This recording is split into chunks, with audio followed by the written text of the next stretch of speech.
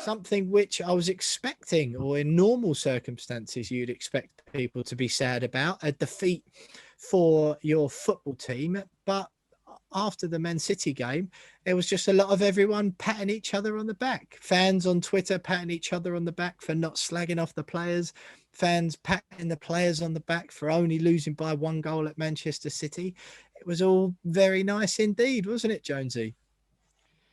Yeah, I mean, you almost forget that we lost the game, don't you? And I think absolutely. It's mad, isn't it? And it seems like with every single game and every single week that passes, there's always another reason to point out in terms of how far we've come this season. And I think that, again, it's another example. Loads of teams will go to the Etihad and come away this season disappointed, but not because they feel they should have taken something from the game, because they either not played well or they've been battered 5 or 6-0. We come away disappointed because we feel as though we should have come away with something, and not many teams will come away with that feeling from the Etihad this season, or beyond. So many positives to take. The footage of Vladimir Soufal at the end of the game, just wonderful.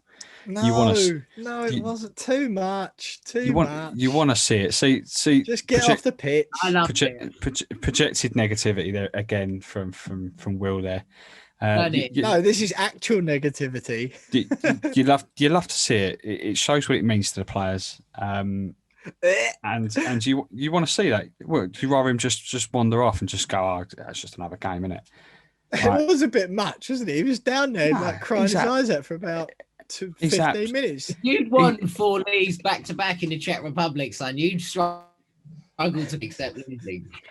He's gone out there and he's put his everything into that game, and he's not got anything out of it.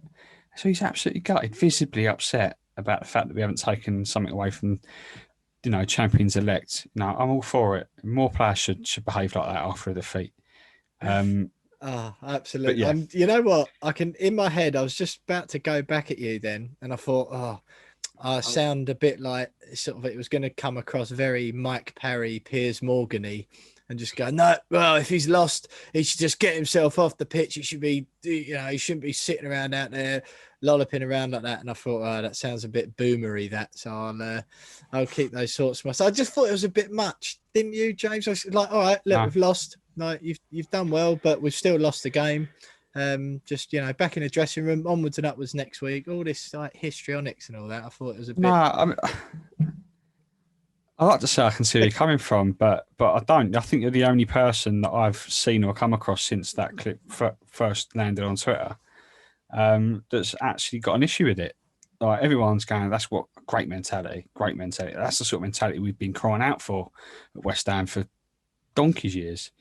And if we finally get a player that actually cares, and you're like, nah, it's too much. Care less. No. There's a grey area between caring. What you're essentially saying is Soufal cares too much, and he should care less. So Soufal, if you're listening, William Pugh doesn't want you to care as much as you do. If you're listening, of course he's listening. Well, yeah, I mean, Masuaku's obviously told him about us, hasn't he? So yeah. Exactly. Right. Okay, then, James. So do you suggest, by what you're saying there, sorry, Tom, we'll bring you into this in a minute, but I haven't had a good old-fashioned ding-dong with Jonesy for a while. So are you suggesting that Vladimir Soufal, cares more than his fellow teammates who decided that the best thing to do was, obviously disappointed, shake hands with their opposition and get themselves back to the dressing room for a debrief? Does he care more than those players? Are you suggesting that 10 players don't care enough about West Ham, unlike Soufal, and they should have all been on the floor like they just lost the World Cup final? I'm not saying they should have all been on the floor. I mean, you could see they're all visibly upset. Everyone shows their their distress and their sadness in different ways. And Soufal, in that moment, decided that head in hands and crouching down as if he's just lost the cup final was the way to react. Others dealt with it differently. If you look at Randolph's face when he comes and consoles him, he's fighting back tears there, genuinely fighting back tears. So say what you want, but that's the mentality, and that's the behaviour I want to see from my West Ham team, and more of that, please. But hopefully, we don't need that because we just win every game from now on. Well, exactly. So yeah. Yeah, that's what I prefer, just the 90 minutes before we just win the game. But Tom, thoughts on Vladimir Kufal's overly emotional showing of grief after the game when we lost by 1 goal to a team who just won their 20th game on the spin, and general thoughts on the game and the world at the moment, if you please.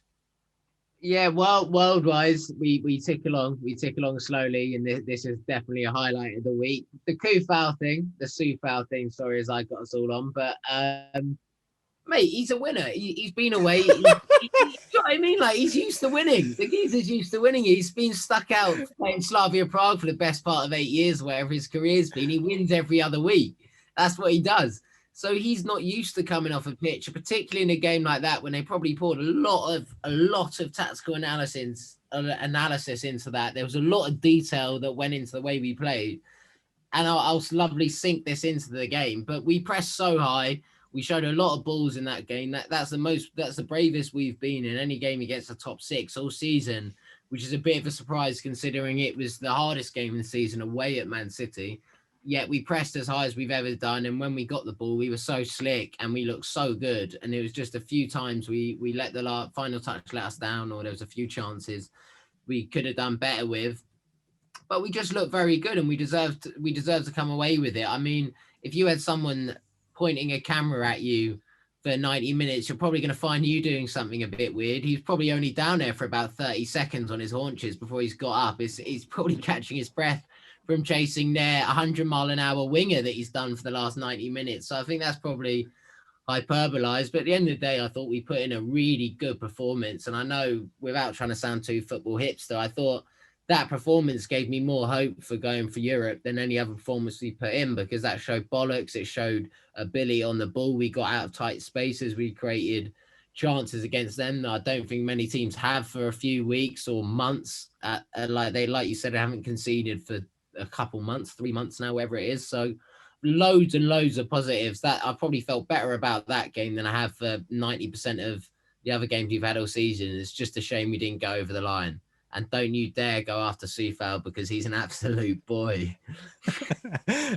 Well, just a quick reminder, this is rapidly becoming a fan's favourite feature of the We Are West Ham podcast, is the Tom Edwards Jekyll and Hyde section.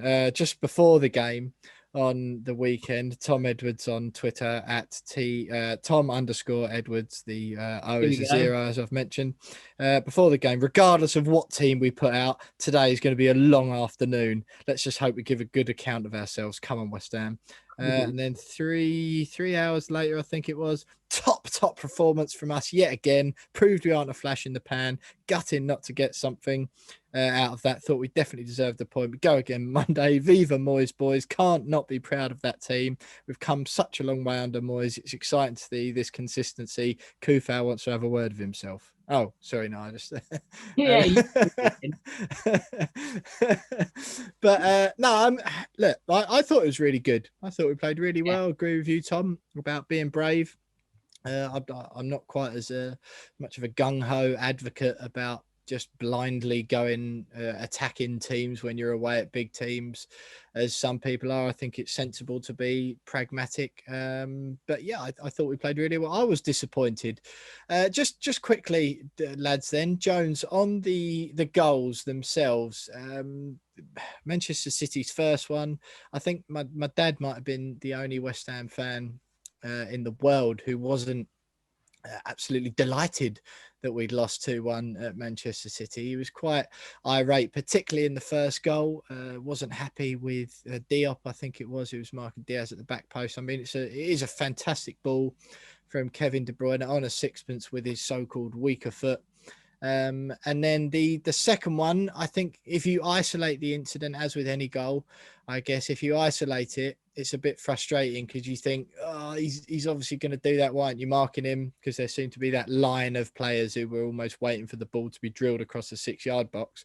And then he just cuts it back and Stones is in about 5 or 6 yards of space to smash it home. Are you willing to say anything negative about the 2 goals we conceded? I think particularly the second one, it's a soft goal to concede, allowing Mahrez, that time on the ball and to run at you, and then to be able to cut it back. And I don't know whether they just thought he's only stones standing there all on his own in the middle of the box, where they just thought we won't bother marking him because it's only stones. But the first one, as you mentioned, Kevin De Bruyne's weaker foot, as it were. I mean, I was laughing at half time when the analysis was David Moyes would have been happy with Kevin De Bruyne sitting there with the ball at his left foot in that position and wouldn't have seen the danger. It's like, it's Kevin De Bruyne. Like, you've got to defend that ball. It doesn't matter if he's on his right or his left foot. Best midfielder in the world. So, the analysis at half time, they brushed it off and went, it was just a bit of magic from Kevin De Bruyne. But for me, it's poor defending. It's just poor defending, full stop. And Randolph got an arm to it. Then he got a hand to it. But I think the second goal is probably the worst goal that we conceded out of the 2. Big time, yeah. But we had chances. We had chances to draw level more than one occasion. And we've conceded softer goals, to be fair. This season, we conceded softer goals. So not many complaints, really. Just, we kind of played into their hands on 2 key moments, and they showed why they're going to win the league this year. Yeah, I do. I just think it was one of those that I didn't come away going, oh, well, those 2 goals were absolutely spectacular, and that's just world-class football, and you're not going to beat that. It was just like, no, you know what? If we'd have conceded those against Southampton, for example, I'd have probably been pretty annoyed about that, because it was Manchester City and we only lost 2-1. Go on, Tom. No, I was just going to say, it's just the relentlessness of it, having to concentrate off the ball for 75 of those 25 minutes. Agree. It's just that which grinds you down. But I do agree, they were soft. Second one just annoyed me because we were there. We had the game in our hands, and we had chances on the break if we wanted to capitalize. And that was a bit poor. But in hindsight, I realized it's just a relentlessness of it which grinds you down. Yeah, that is exactly it. That's what I've written in the notes before. I just put the first goal's like excellent, but but although we fell asleep slightly for the second, it is one lapse of concentration against teams like that, isn't there? They knock at the door, hundreds of times more than most other teams do, don't they? Realistically, if you play a Southampton, like I mentioned, you maybe have to deal with 20 reasonably probing attacks in a game. And like you say, Tom, with Man City, that goes up tenfold, doesn't it? And it's just wave after wave after wave. And then you put a slight little foot wrong. It's one of those, I just thought that John Stones goal was such a 5 out of 10 goal. It was just like, bloke gets the ball out wide, runs in a bit, no defenders on the open man, cuts it back, smashes it into the net from 7 yards. But hey, I think we did well to score, and we did give them a good game for sure. Could have nicked a draw, which was a little bit disappointing. Like I say, we all joined in the party afterwards. The Leicester and Chelsea results went our way though, boys, as well, didn't they? Which was fortunate, and it was. I just, if we'd have got a point there, it would have been absolutely phenomenal, wouldn't it? I think it was a little bit one of those feelings where you think they were there for the taking. Was there anything else, Jonesy, that caught your eye about the weekend that you want to talk about that I haven't covered yet, or do you think we've done that to death now after your Vladimir Sufal loving? No, I don't think so. I think we've established that we're disappointed that we didn't get more from a game against the best team in Europe right now, which shows just how good we've been this season. And Tom did mention it earlier, and I do agree with him that it's a performance like that against that kind of opposition, that caliber of opposition, that has proved to me and many other people that West Ham are in that race for at least the top 6. We're not there because we've been lucky or anything like that. We deserve to be there, and we showed that actually we're going to be in that fight until the end. Declan Rice even said it after as well. He said, we're fighting for this, and we're going to go for it. great mentality as well. That, by the way, not too much, or is that too much? Is that team mentality? Is that too much from Declan Rice to say that they're fighting? I'm not too sure. But yeah, it was a performance. Yeah, okay, we didn't get anything from it, but it just showed that actually, no, West Ham do mean business this year, and we're not just a flash in the pan and we're going to end up finishing 12th, which we've kind of been half thinking that we're going to do for the last 6-7 weeks, haven't we? Really, you definitely have, Will. I still do. So yeah, that's all I've really got to say. And on to the next one. Big game on Monday night. And we've bounced back from defeats every time this season. So it'd be interesting to see how they bounce back on Monday. Absolutely. Well, I look forward to you, Jonesy, regardless of the result on Monday on next Tuesday's podcast. Saying, well, that shows the mentality of the team. We lose 4-0. It shows mentality. It just shows mentality. And look, one of the blokes knelt down on his knees after the game and pretended to cry and showed how much it meant to him. So that's really, that's what I'm about this season. Absolutely ridiculous. Tom, Fabianski, one thing we haven't touched on, injured before the game. I believe someone trod on his arm in training the day before. It swelled up and meant he had to miss out. Randolph stepped in. I thought Randolph was okay, to be honest. Seemed to get a knock or a groin pull or whatever it was late in the game that infringed on his kicking somewhat. But I thought he did. I thought he did okay. Not a great deal he could have done with either of the goals, particularly. And other than that, thoroughly professional, I thought. Yeah, I agree. And I think one thing this season, I think Fabianski's expert, they've gone a bit underrated. He's still a top keeper. He's made a lot of big saves and big moments. One against Villa, the deflection, like back at home, like a lot of big moments. He's kept us in games and he's been very good. So I hope that doesn't go unnoticed. Randolph, there's a reason we spent money on him. And usually you see second keepers come in for free, like we did with Roberto, like we have with Adrian, like we have with other people down the past, and they've ended up ultimately letting you down. Randolph hasn't done that, but fingers crossed we do get Fabianski back as quick as possible, because he's been a big part of that's really solid back five that we've created. But these days it helps having a Craig Dawson in front of you, an experienced Premier League pro who's got the command of that defence, with an Aaron Cresswell next to him and with a lot of first team football in that back four now. So I think it makes Darren Randolph's jobs a lot easier. But fingers crossed Fabianski's back soon, but it doesn't sound like it's going to be too much of a bad one, I hear. No, absolutely. Swelling down, hopefully, and back for that Leeds game. Fingers crossed. Well, look, West Ham still fourth in the Premier League after 26 games. So it has got a little bit tighter with those results at the weekend. Chelsea just a point behind us on 44 points. Liverpool 2 behind. Liverpool and Everton, 2 behind on 43. Fingers crossed. Get a win over Leeds on Monday night and put all that